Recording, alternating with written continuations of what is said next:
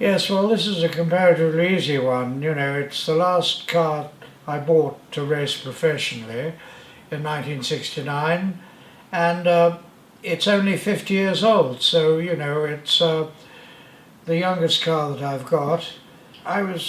Came across it by accident, actually, when Rico Steinemann, the team manager of Porsche, he'd said to me in the past, "Would you be interested in driving a Porsche sometime, David?" And I said, "Well, yes, I suppose so."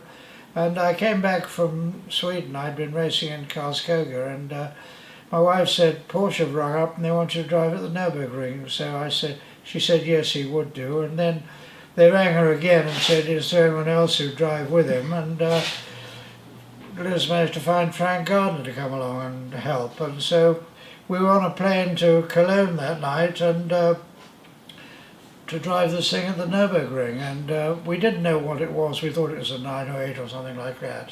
And they met us at Cologne airport, took us back to the sport hotel at the Nürburgring, and they said, "We want you up at 6 o'clock in the morning, hair piper, and we've got to you can qualify the car." So we turned up, and it was a sort of foggy day, rather like it is today, at the Nürburgring, and Rico said, "Well, you take it out and do a lap, David, you're the number one driver." And anyhow, I did a lap of the Nürburgring, and it was quite nice on the slow parts, but the faster you went, it was almost undrivable.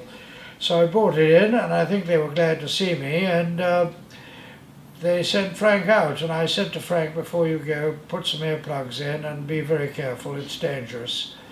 And he did a lap, came back, and said, "Yes, you're absolutely right, Dave.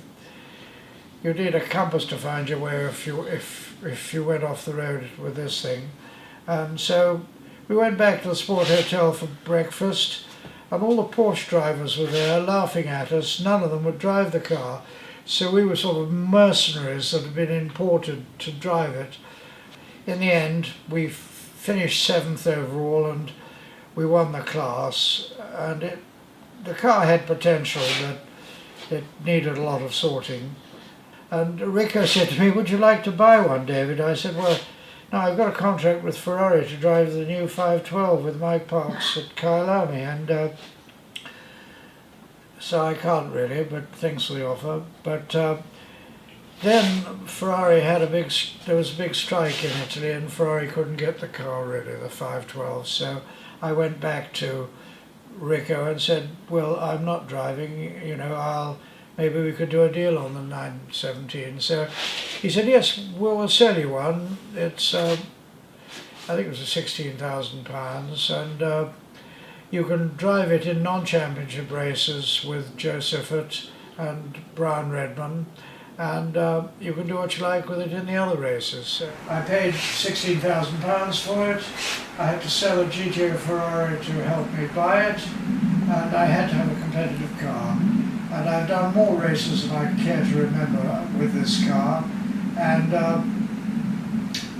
fortunately one of the best was winning the 9-hour race in Johannesburg with it, which gave me a total of 6 wins there.